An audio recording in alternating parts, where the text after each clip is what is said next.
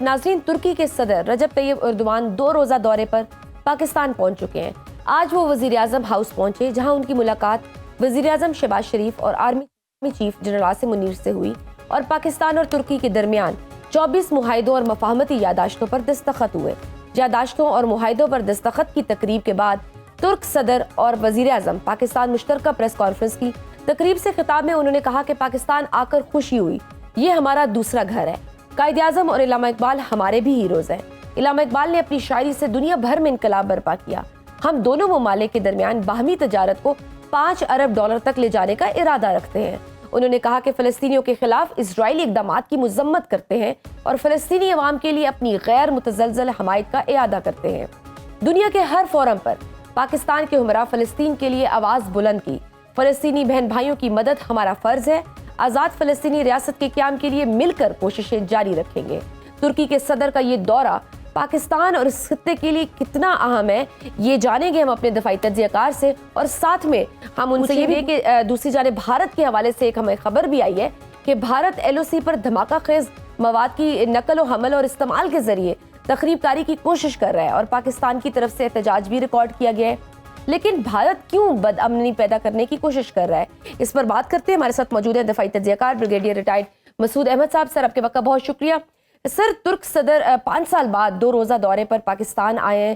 پاکستان اور ترکی کے درمیان 24 معاہدوں اور مفاہمتی یادداشتوں پر دستخط بھی ہوئے ہیں۔ دونوں ممالک کے لیے یہ دورہ کتنا اہم ہے؟ جی ہاں، بہت شکریہ۔ دیکھیں کہ ہم سمجھتے ہیں کہ ایک ہسٹورک وزٹ ہے، اور ترکی نے ہمیشہ پاکستان کو ہمیشہ انٹرنیشنل فورمز پہ، OIC کے فورم پہ ہمیشہ پاکستان کو سپورٹ کیا ہے۔ چاہے یونائٹڈ نیشن جنرل اسمبلی میں ہم نے دیکھا کہ پریزیڈنٹ اردوان جب بھی گئے ہیں، انہوں نے ہمیشہ کشمیر کو ریز وہاں پہ کیا، اور وہاں پہ ہیومن رائٹس وائلیشن کی بات کی ہے، جس سے انڈیا کو بڑی تکلیف ہوتی ہے۔ سو ڈپلومیٹکلی ہمیشہ انہوں نے ہمیں سپورٹ کیا۔ اور سیکنڈ دیکھیں کہ from defence point of view سے ہمارے بہت زیادہ ان کے ساتھ تعلقات رہے ہیں۔ ابھی آج کل جو ہم وہاں سے ملٹری ڈرونز ہم مل کے بنا رہے ہیں، ملٹری ڈرونز بنا رہے ہیں، آرمڈ وہیکلز وہاں پہ بن رہے ہیں، اور وار شپس وہاں پہ بن رہی ہے۔ اور اس کے علاوہ سیکنڈلی ہمیں ابھی ریسنٹلی ہمیں آلریڈی ایک وہاں سے T-129 ہیلی کاپٹرز ہمیں ترکی سے ملے ہیں، پھر بیلجیم وار شپس ہمیں ملے ہیں، اور آج کے اس میں ایک معاہدہ جو ہوا ہے وہ اسپیس ٹیکنالوجی پہ ہے، تو ہمارا جو اسپارکو ہے ان کے اسپیس ادارے کے ساتھ مل کے کام کرے گا۔ تو بہت سارے، جس طرح آپ نے بتایا کہ 24 مین چیزیں جس پہ فوکس ہے، اور ابھی آپ دیکھیں کہ اکنامک زون بننے جا رہا ہے، تو وہ بہت اچھی ڈیولپمنٹ ہے۔ اور جو bilateral trade initially it was about 1 billion تھا، اب وہ 5 بلین پہ جا رہا ہے۔ تو میرا خیال میں دیکھیں کہ ہم دیکھیں تو ڈیفنس بھی آپ کے ٹریڈ کے پوائنٹ آف ویو سے ڈپلومیٹکلی ترکی نے ہمیشہ آپ کو سپورٹ کیا ہے، اور ہمیشہ مطلب مشکل وقت میں آپ کے ساتھ، اور سملرلی پاکستان نے اکارڈنگلی پاکستان ان کو بھی سپورٹ کیا ہے، چاہے وہ سائپرس کا مسئلہ ہو یا کوئی اور مسئلہ ہوتا ہے، تو ہم بھی ہمیشہ ترکی کے ساتھ کھڑے رہے ہیں، اور ہمیشہ ترکیہ کے لوگوں کا ویسے بھی پاکستانیوں سے محبت ہے۔ بالکل۔ مشرق وسطیٰ کے حوالے سے یہ دورہ کتنا اہم ہے، کیونکہ ترک صدر نے یہ بھی کہا ہے کہ آزاد فلسطینی ریاست کے قیام کے لیے مل کر کوششیں جاری رکھیں گے، اور دوسری طرف ڈونلڈ ٹرمپ بیان دے رہے ہیں کہ غزہ پر قبضہ کریں گے اور فلسطینیوں کو غزہ سے نکال دیں گے۔ جی ہاں، دیکھیں بہت یہ امپورٹنٹ ڈیولپمنٹ ہے، اسپیشلی جس طرح وہ کہتے ہیں کہ آج کے نیو یارک ٹائمز میں لکھا تھا کہ چلے وہاں کی president Trump out of box بھی بات کرتے ہیں، لیکن کہتے ہیں اس سلسلے میں he was out of mind, کہ انہوں نے ایسا سوچا کیوں کہ 2.3 ملین کو آپ وہاں سے نکالیں گے اور کہیں پہ لے جائیں گے، تو وہ گریٹر اسرائیل کی بات ہو رہی ہے۔ لیکن آج کی اس بات چیت میں جو آپس میں ہوئی ہے، تو انہوں نے اعادہ کیا کہ 2 اسٹیٹ سولوشن پہ بات چیت انہوں نے کی، اس کے نیچے کوئی شارٹ بات نہیں ہوگی۔ سیکنڈ، القدس الشریف اس کا کیپٹل ہوگا، اور اس مسئلے پہ دیکھیں تو انٹائر مسلم امہ ہے، آپ کے جو OIC کے جتنے 57 ممبر کنٹریز ہے، they are on one page. وہ دیٹ از کی جو ٹرمپ کا پلان ہے، دیٹ از ناٹ ایکسیپٹیبل۔ تو ترکی پاکستان بہت امپورٹنٹ 2 ممالک ہیں OIC کے اندر اور انٹرنیشنل کمیونٹی میں، تو انہوں نے بھی اپنا ایک واضح میسج دیا ہے کہ ہمیں یہ چیزیں ایکسیپٹیبل نہیں۔ سر، شام میں اسد حکومت کے خاتمے نے خطے میں ترکی کی پوزیشن تو مضبوط کی ہے، لیکن اس نے ترکی کو اسرائیل کے ساتھ ایک براہ راست مقابلے میں بھی ڈال دیا ہے۔ اسرائیلی فوجیں بھی شام میں موجود ہیں، تو ترکی کس حد تک اسرائیل کے خلاف جا سکتا ہے؟ دیکھیں ایک چیز تو بڑی طے ہے اور واضح ہے کہ اسرائیل اپنے بل بوتے پہ اکیلے پہ کچھ نہیں کر سکتا. وہ حماس اس کو شکست دے, جس طرح دیکھیں اتنے پاور کے ساتھ حماس کو وہ شکست نہیں دے سکیں.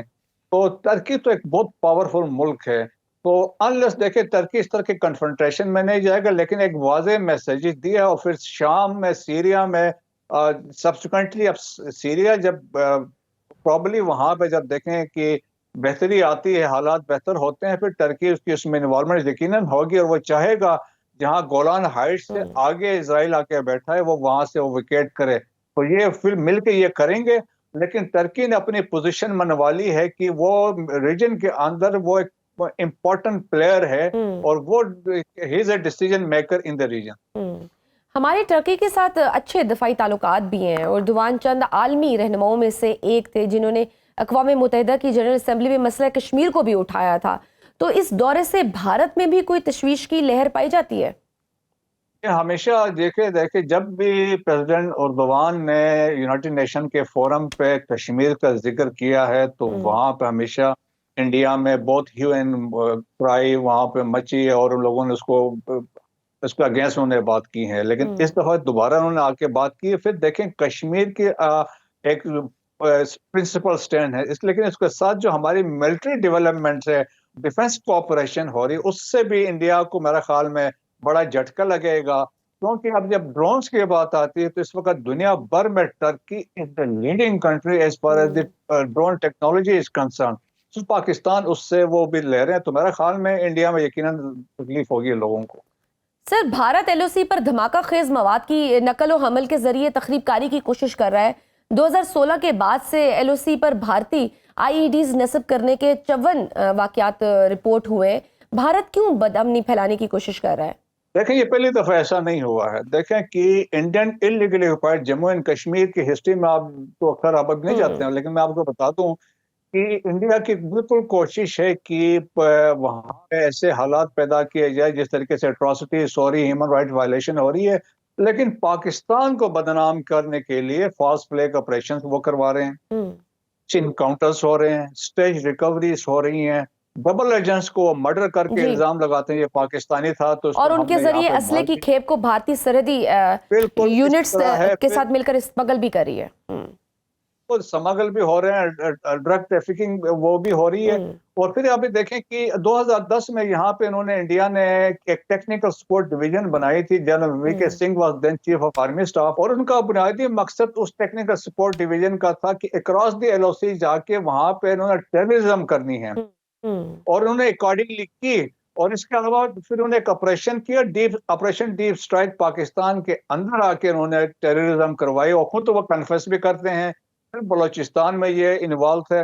تو آپ دیکھیں کہ وہ بھی ہے. پھر ابھی آئی ای ڈیز پہ بھی استعمال یہ کر رہے ہیں کہ تاکہ بالکل. بہت شکریہ بریگیڈیئر صاحب ہمارے ساتھ موجود تھے.